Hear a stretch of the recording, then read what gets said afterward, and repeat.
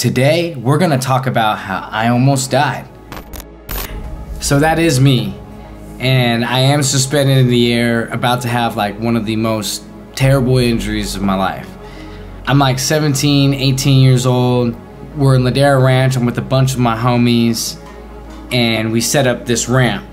And that ramp is sitting on top of these trash cans that are propped up against this gate. Now what I'm trying to do is use that ramp to shoot me off so I can kickflip over this fire hydrant right here. And on this fire hydrant at the very end, there are two little spikes that you can barely see that were sticking out. And that's what was gonna make this trick so dope. And I wanted to be a professional skateboarder. I wanted to be sponsored. And I was actually working on my sponsor tape, and this clip was supposed to be the banger to that video. Right before I go and take the attempt, Mom calls me. I'm on winter break, so we're off for like 2 weeks. Only thing is I got family at the crib, right? And she tells me, or threatens me, and says, if you don't get home right now to see your family, you won't be able to skateboard all of winter break. You're grounded. Now to me, that's like a life sentence. That's like the most terrible punishment I could receive at the time, right? Like, skateboarding is literally everything to me, right? I'm going, okay, dude, I got maybe 1 or 2 tries. I gotta gun it, and I can't out. I gotta go 100%. This is the banger to my part.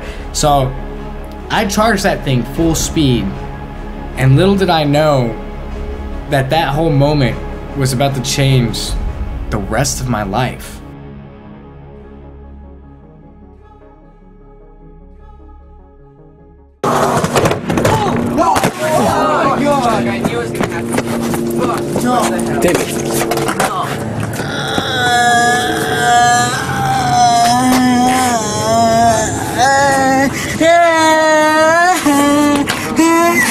Damien, hold on, don't call 911. Oh my god, Damien. Did you hit your head? Hey, Damien, what hurts? What hurts? Alright? Here, just try to please don't. Hey, just nobody call 911 yet. Hey, Damien, are you good? You good, man? You good? It's alright, man. Oh my god! Does your head hurt? Does your head hurt? Does your head hurt? You laying around. Dude, you gotta call his mom. He can't get home. At this point, I had fractured my skull, broken my collarbone, and had torn multiple muscles. My friends had no idea what to do at first, but when they saw the blood coming out of my ear, they immediately called 911. What they didn't know, though, was my brain was swelling, and I had limited time before it touched my skull, and I'd either go into a coma or I'd die.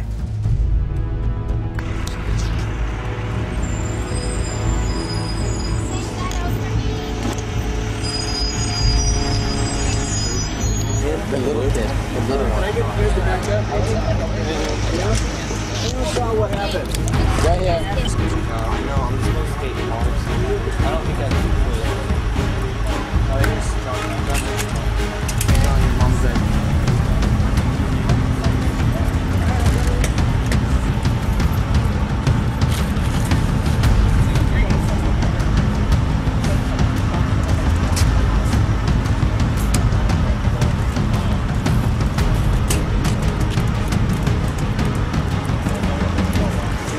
Friend of yours? Yeah. Alright. Is it okay if we take that to the hospital? Shortly after, I was admitted to Mission Viejo Hospital. Now keep in mind, when I hit my head, I completely knocked out, so I didn't remember anything after the accident. But what I was told is the doctor had met them in the waiting room and informed them that my brain was swelling at such a rapid rate, so they did tell my parents to go say goodbye to their son. And that just trips me out, because I was supposed to die that day. But a week later, I wake up and he shows me the video, and the whole thing feels like an entire dream. But it wasn't. And he gave me the good news and said, it's a miracle. You're not going to die. Your brain randomly stopped swelling, and I cannot tell you why. But you are gonna have a long recovery. And unfortunately, after that incident, I couldn't skateboard anymore. I couldn't do any physical activity for a year. I actually had to keep my brain as still as possible as my skull healed.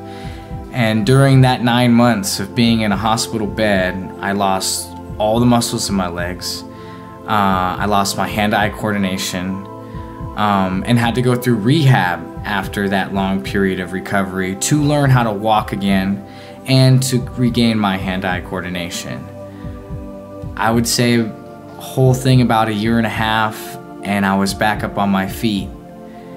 Right off the rip, I thought about going back to skateboarding, but it was just so risky because regardless of my recovery, the doctor said for about another year, my brain would be so sensitive that I still had another chance of being killed if my head was struck even just remotely heavy. My parents were like super strict about me being careful about it, so they definitely weren't gonna let me skateboard. But the coolest thing actually happened to me at that point, and my buddy Isaiah Meadows, shout out to you, bro, had visited me so much when I was in the hospital and actually gotten me into doing content creation and music.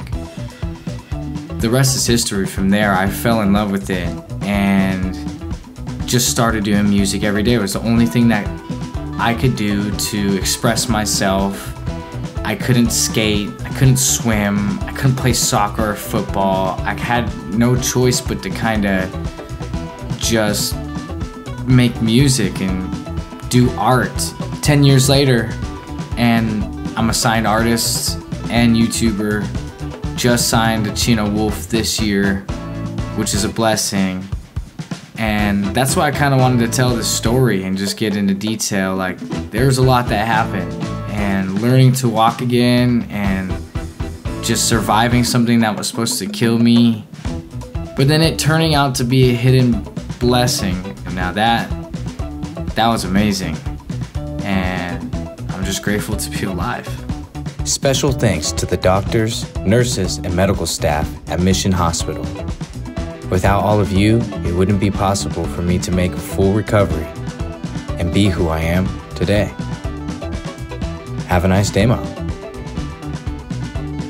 Don't you run from hell.